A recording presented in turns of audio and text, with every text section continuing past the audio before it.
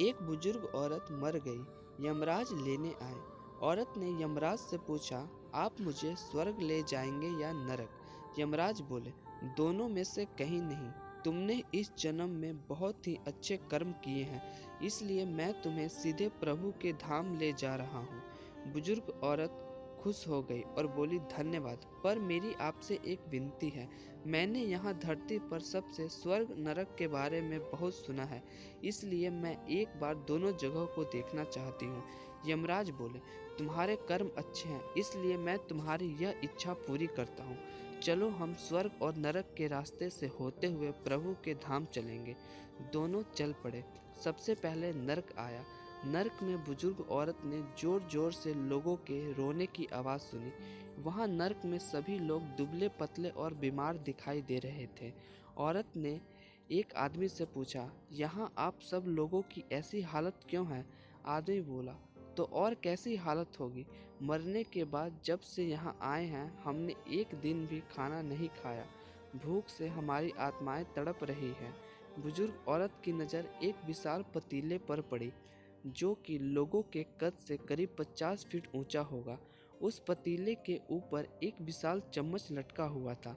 पतीले में से बहुत ही शानदार खुशबू आ रही थी। बुजुर्ग औरत ने उस आदमी से पूछा, इस पतीले में क्या है? आदमी मायूस होकर बोला, ये पतीला बहुत ही स्वादिष्ट खीर से हर समय भरा रहता है। बुजुर्ग औरत ने हैरानी से पूछा, इसमें खीर है तो आप लोग पेट भर के ये खीर खाते क्यों नहीं? भूख से क्यों तड़प रहे हैं? आदमी रो रो कर बोलने लगा, कैसे खाएं? ये पतीला 50 फीट ऊंचा है, हम में से कोई भी उस पतीले तक नहीं पहुंच पाता। यह सुन बुजुर्ग औरत को उन पर तरस आ गया। सोचने लगी, बेचारे, खीर का पतीला होते हुए भी भूख से बेहाल है। शायद ईश्वर ने इन्हें यही दंड दिया होगा।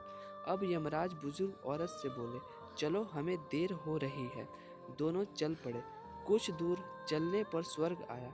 वहाँ पर बुजुर्ग औरत को सबके हंसने और खिलखिलाने की आवाज़ सुनाई दी। सब लोग बहुत खुश दिखाई दे रहे थे। उनको खुश देखकर बुजुर्ग औरत भी बहुत खुश हो गई।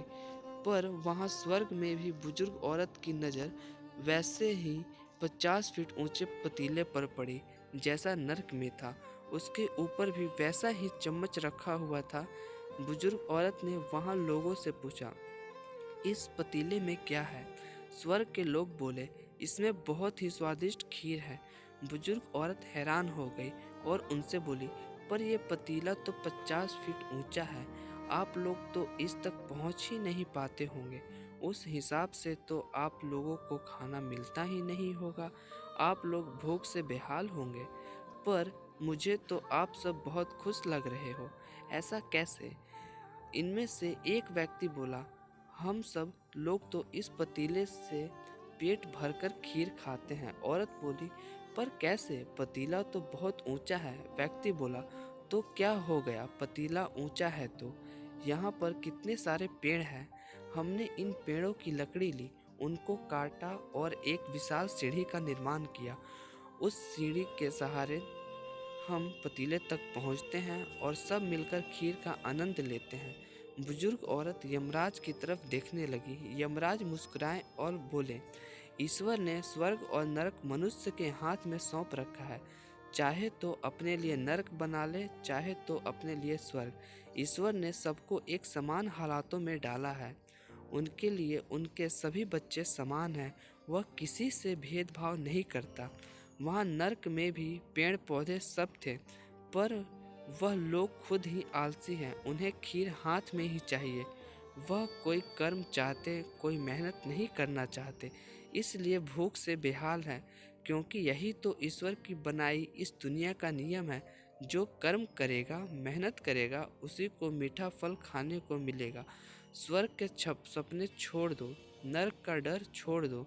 बस अपनी वजह से किसी का दिल ना दुखे, इतना सोचो और बाकी सब कुदरत पर छोड़ दो।